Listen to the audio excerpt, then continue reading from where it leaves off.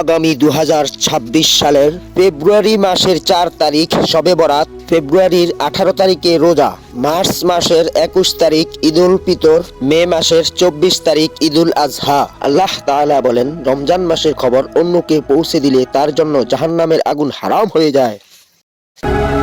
এই মসজিদটা কোথায় অবস্থিত কমেন্টে বলে যান।